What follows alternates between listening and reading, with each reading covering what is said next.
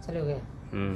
नमस्कार बा, प्रणाम बा, आदाब बा। रुआ देख रहल बे झटका भोजपुरिया समाचार। झटका भोजपुरिया समाचार में रुआ सबके स्वागत बा। तो हम चलत हई जहाँ पर दिल्ली में जौना तरह से जौन बा प्रदर्शन भइला और प्रदर्शन में काकरोच पार्टी के अभिजीत दीपी के और तमाम जौन युवा संगठन प्रदर्शन में मौजूद रहन।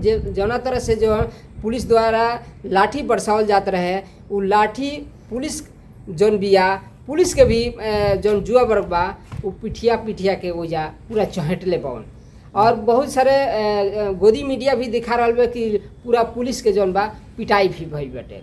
तो हम जानना चाहते हैं यहाँ से बहुत सारे हम जुआ वर्ग भी बाई, और यहाँ से हम जानना चाहम कि जौन काकरोच पार्टी और जौन मुद्दा उठेले बिया, जौन शिक्षा के लेके जौन जो प्रधान धर्मेंद्र प्रधान वहाँ के बाई अभी तक इस्तीफा नहीं की देत।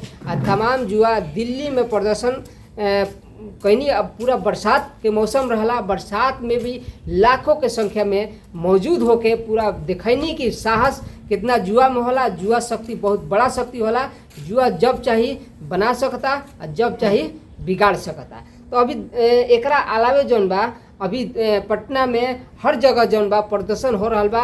ये जौन बा पेपर लीक मामला के लेके शिक्षा में जौन गिरावट आइल बा के लेके जौन बा सबसे पहले हम स्वागत करते हैं। ये घटना जो भी प्रदर्शन हो रहा बा एकरा के कौना नज़र में रुआ देखते हैं?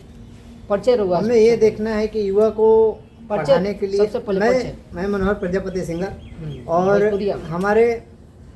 हम ठेठ भोजपुरिया में बोला तनी। हाँ। और हमारा कुछ मतलब उतना भोजपुरी तो ना आवेला भाई कि तो भी हम बोला तनी कि भैया हमनी के बच्चन के पढ़ावे खातिर बहुत काफ़ी पैसा खर्च करे के पड़ा था। गर्जीवन के किसान के भी बहुत मेहनत करके पैसा खर्च करे के पड़ा था।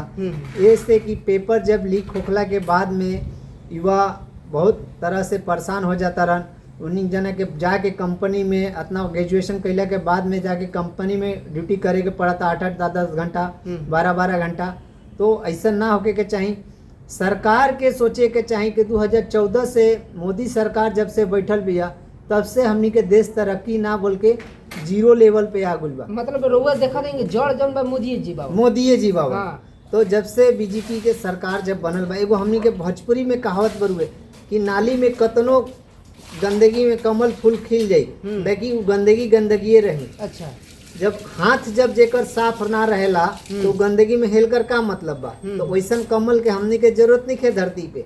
भले देश के प्रधानमंत्री नरेंद्र मोदी भले अपना बुद्धि से ना बोल के राइफल के बल पे मनुष्य के झुकावत हुईहन, बाकी मनोहर प्रजापति बुद्धि के बल से झुकावेलन। अच्छा। ये से कि मनोहर प्रजापति भी अतना पानी बरुए कि बरस गोइला के बाद में गांव के गांव धुआ जी। अच्छा। मगी प्रधानमंत्री के पास का बा कि राइफल बा, आंसू गोला बरुए कि पब्लिक के कंट्रोल कैसे करे के बा। पब्लिक से नजर मिला के बात करे खातिर उनकरा में हौसला नहीं के आना 56 इंच के छाती बरुए।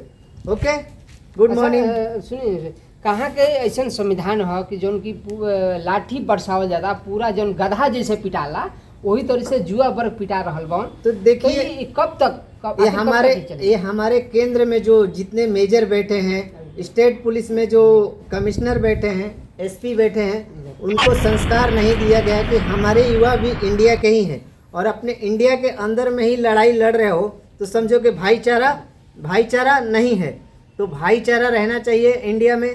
और भाईचारा भोजपुरी में कहल जाला कि भाईचारा के मतलब बाकी सब कोई भाई भाई मिल के रहे के चाहिए और इतना लाठी बरसावे के ना चाहिए। ऐसे कि युवा बावसन उन्हीं को नौजवान बावसन आगे चल के उन्हीं को भी पोस्ट भैया सा लगा कि धर्मेंद्र प्रधान जौन बावन इस्तीफा दियन कि उनकरा के ना ये तो दोगला सरकार भी है, घोखबे ना करी जल्दी ना जल्दी सवाले नहीं के ना होई।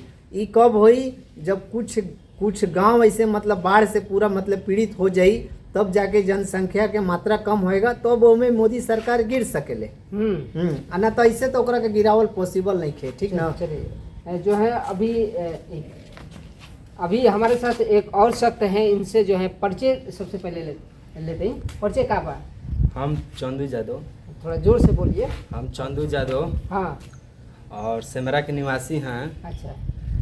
जो आप बोले हैं कि वहाँ ओइजा लड़ाई होता हाँ। पुलिस और पूरा प्रदर्शन मतलब विद्यार्थी दिल्ली में भइला, अभी पटना में भी चालू हो गइल बाटे। हाँ, एकरा के कौना नजर में देखत है? देखत हैं सब आतंकवादी है।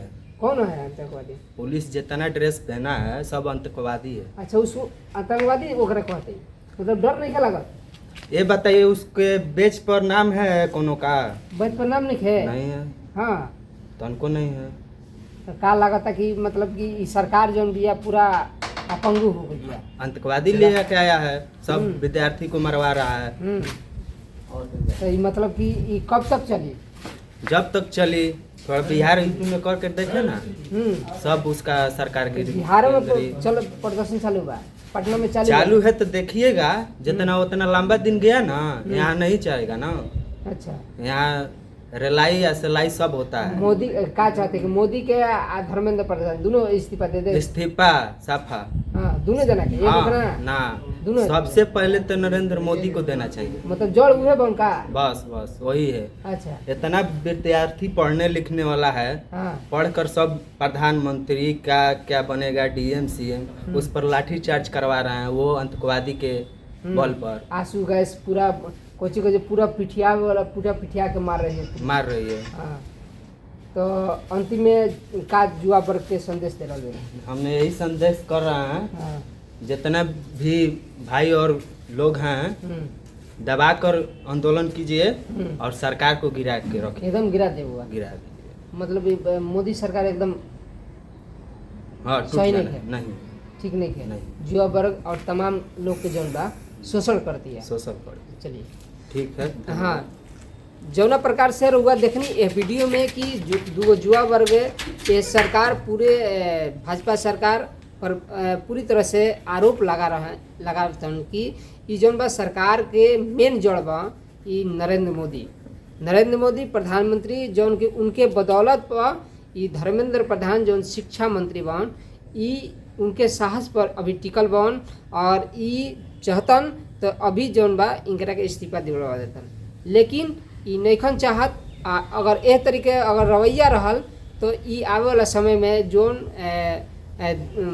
नेपाल में जोन सीन देखे के मिलल उ सीन जौन बा ओइजा भी कुछ सीन देखे के मिलत रहे और तमाम अपडेट हम दिखावत रहम। लेकिन अभी पटना में एकरा अलावे क्षेत्र में कई जगह प्रदर्शन चालू हो गल बाटे, युवा वर्ग माने वाला नहीं खे और ई जौन प्रदर्शन लगातार चली जब तक जौन बा ई इस्तीफा नहीं खन देत।